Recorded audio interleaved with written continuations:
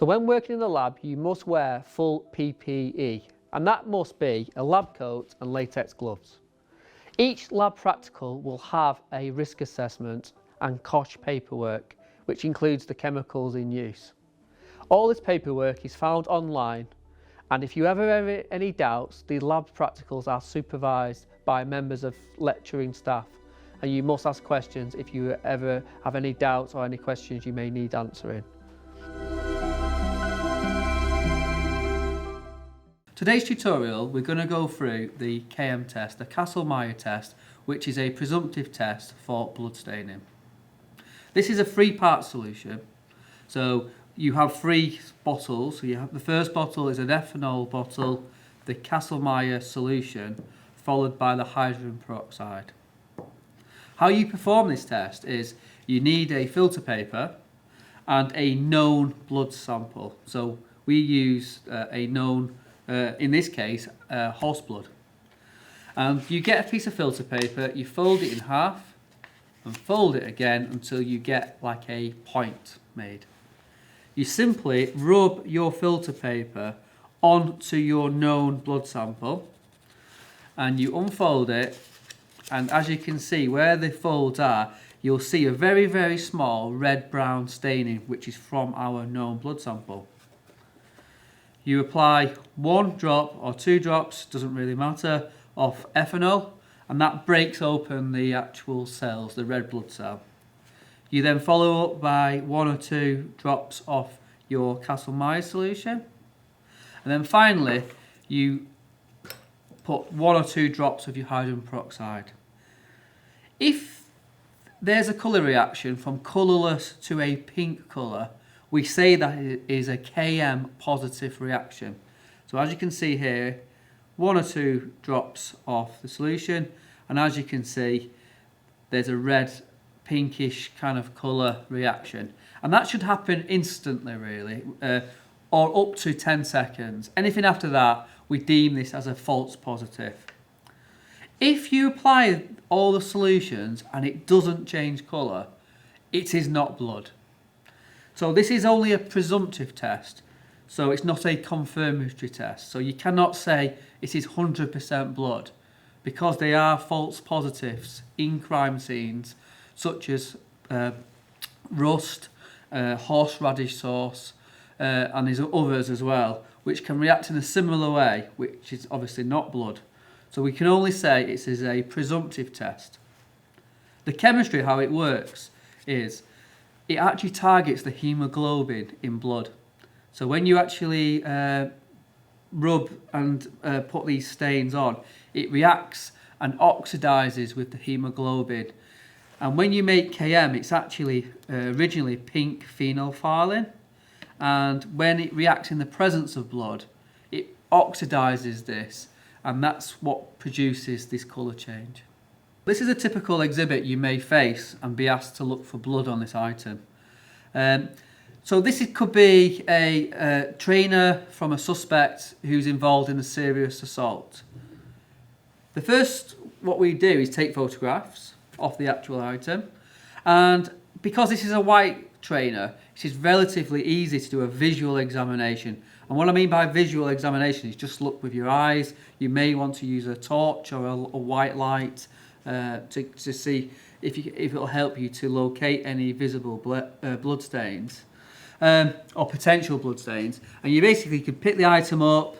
Once you see a stain you would like to test, you use the filter paper like we did with the positive control. Fold it once, fold it twice until you get a point, and you gently rub the filter paper on your suspected stain.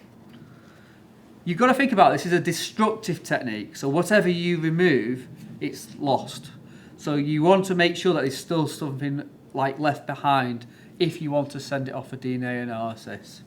So once you've rubbed against the filter paper and you can see the red-brown stain on your filter paper, you continue with the KM test, and a couple of drops of the ethanol, a couple of drops of our KM solution, followed lastly by 2 drops of our hydrogen peroxide. And as you can see here, this has gone from a colourless to a pink colour instantly. You would want to take photographs of the stain you tested. You want to kind of repeat the process until the total surface area has been examined. You then update your notes to draw the trainer, add any kind of notes to it. How long did it take to change colour? Maybe 1 second or 10 seconds. We always use red pencil crayon to dictate blood on diagrams in our notes. This is a nice white trainer, but we may get like a dark item or something which is a little bit harder to examine, especially visually. So what we use is our another microscope we use is called a low power microscope, and these are light power microscopes and have a maximum magnification of 40 times magnification. So if you can't see it with your eyes, imagine timesing it by 40 times, and that might help you find the blood stains which may be less than 1 millimeter in size. So this is a low power microscope, and this is the focus, and this is kind of like the zoom. So it can go from times 6.3 to times 40 magnification.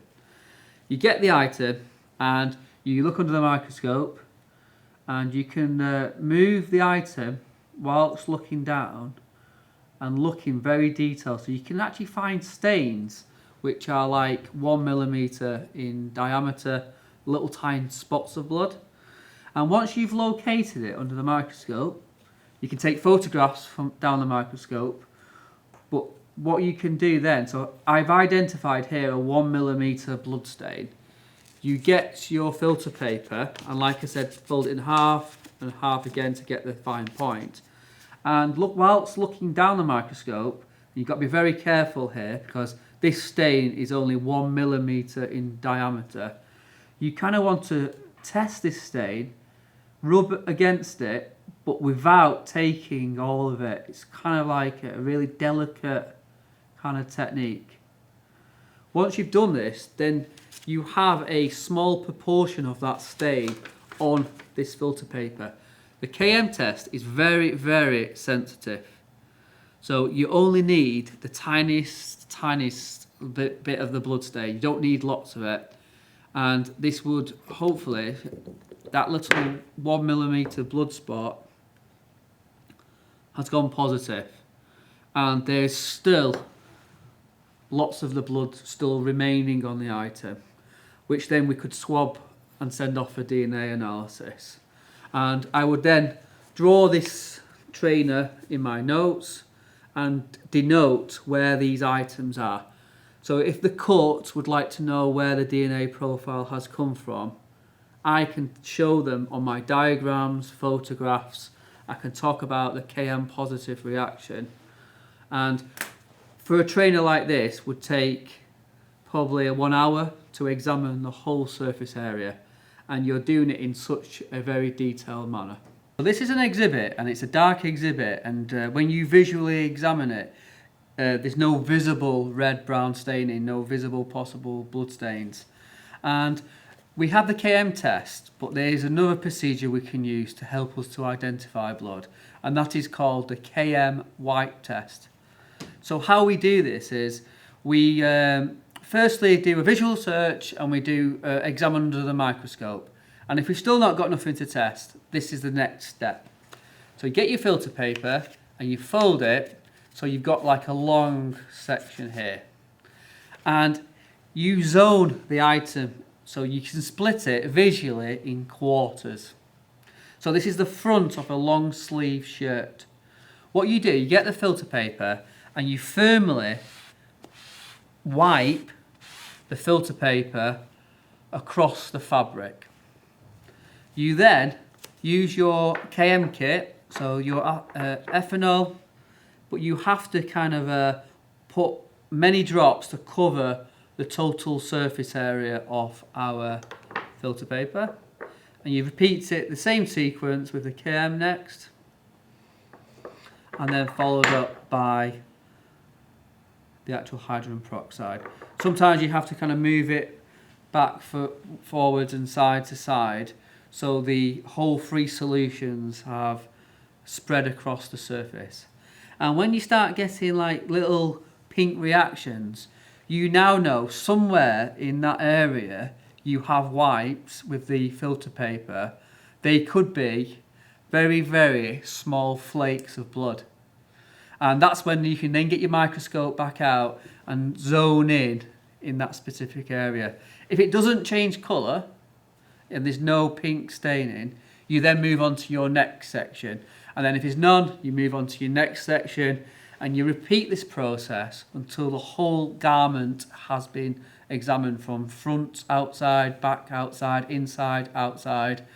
And if you get no reactions after the whole surface area, you can say that there's no blood been found on this item. So it's a negative blood search. However, if you do get some like areas of interest, some small red kind of positive KM positives, it helps you to kind of narrow an area down. And then if that's done, if it's negative for blood, then you can move on to the next exhibit. Thank you for listening to the tutorials today.